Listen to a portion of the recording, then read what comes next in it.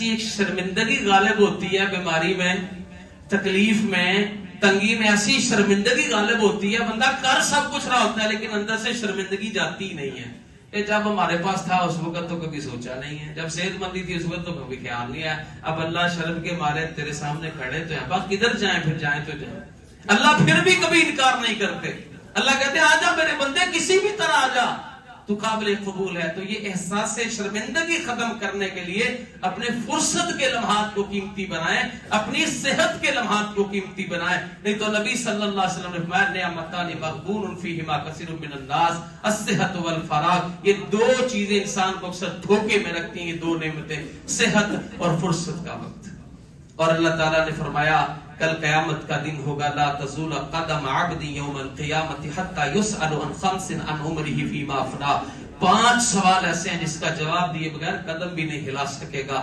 سب سے پہلا سوال ہوگا عن عمره فیما افنا ہو، میں نے تمہیں عمر دی تھی، اس میں لڑکپن بھی تھا، اس میں جوانیاں بھی تھیں، اور وہ جوانی اور ادکڑ اور بڑھاپا یہ عمر تم نے کہاں لگائی؟ وان شبابہ فیما بلاه، میں نے تمہیں اس میں پیک جوانی دی تھی، وہ کہاں کھپا کے آیا؟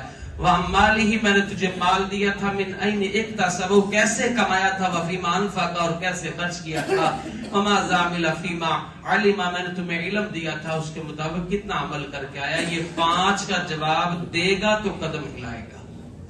آخری گزارش یہ ہے، عمر بن الخطاب رضی اللہ، عبداللہ ابن عمر رضی اللہ عنہ ایک پریکٹیکلی وقت کی اہمیت کو سمجھاتے ہوئے قبرستان سے گزرے، ساتھی ساتھ تھے، تو سواری سے نیچے اتر کے تو وہاں 2 رکعت نماز پڑھی.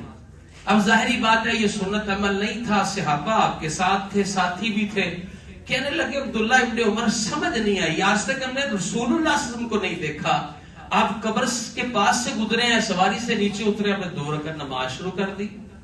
تو جواب میں کہنے لگے مجھے ایک حدیث یاد آ گئی تھی، نبی علیہ الصلوۃ والسلام نے فرمایا کہ جو مردہ ہے نا، دنیا سے جانے والا انسان، یہ بڑی خواہش کرتا ہے کہ میرے پاس وقت ہو، کاش اتنا وقت مل جائے کہ صرف میں 2 رکعت نماز پڑھ لوں، تو لیکن اس کو نہیں ملے گا. تو میرے دل میں خیال گزرا عبداللہ تیرے پاس تو کھلا ہی وقت ہے، تو میں نے کہا چلو 2 رکعت کی کیا بات ہے، میں بھی پڑھ لیتا ہوں. تو ہمارے پاس تو بھائی کسی کام کے لیے وقت نہیں ہوتا. اللہ تعالیٰ سے دعا ہے کہ اللہ میں یہ ترتیب لگانے کی توفیق دے. جب ہم یہ کہیں نا کہ میرے پاس ابھی وقت نہیں ہے، تو کبھی کبھی ہسپتال کی جو ہڈی واڑا نا اس کو تصور میں لایا کریں. بڑے بڑے جوان تھے جو کہتے تھے میرے کو قرضہ مرن نو ٹائم نہیں ہے. میں نے خود الفاظ سنے، ساڈے کو مرن نو ویل نہیں گا، تسی اگلے کام دسیا کرو. بڑے بڑے ایسے جوان 6 مہینے ڈاکٹر کے کہنے پر بیڈ پہ پڑے ہیں، جو کہتے تھے نا اسی کران گے نہیں، ساڈا گزارا ہی نہیں.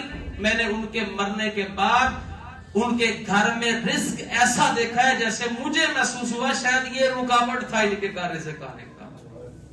میں یہ بات آپ کو صرف بات بنانے کے لیے نہیں، میں آنکھوں دیکھی بات کر رہا ہوں. بھائی روزہ نہیں رکھتے، 18 گھنٹے محنت کرتا ہوں، کما کے نہیں لاؤں گا، ان کو کھلاؤں گا کیسے؟ بندہ مر گیا. اچھا اس کی زندگی میں اس کے بچے خوشحال نہیں تھے، وہ مرا تو رزق ریل پہ، ان کو سوٹ ہی نہیں پسند آتا، ان کی خوراک ہی بہت اعلیٰ ہوگی. بھائی یہ کہاں سے آنا شروع ہو گیا؟ وہ تو کہتا تھا میں لاؤں گا نہیں تو کھلاؤں گا کیسے؟ آج دنیا سے گیا تو اس کا میرے جگہ میں کیسا، مجھے تو یہ سمجھے شاید وہ رکاوٹ بنا ہوا تھا ان کے گھر سے کھانے.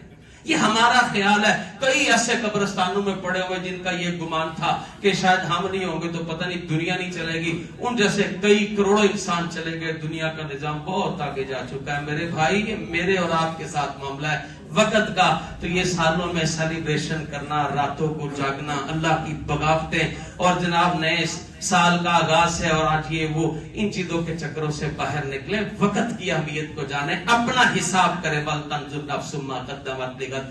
اللہ سے دعا اللہ مجھ کہنے والے کو اور آپ سامعین کو عمل کی توفیق عطا فرمائے.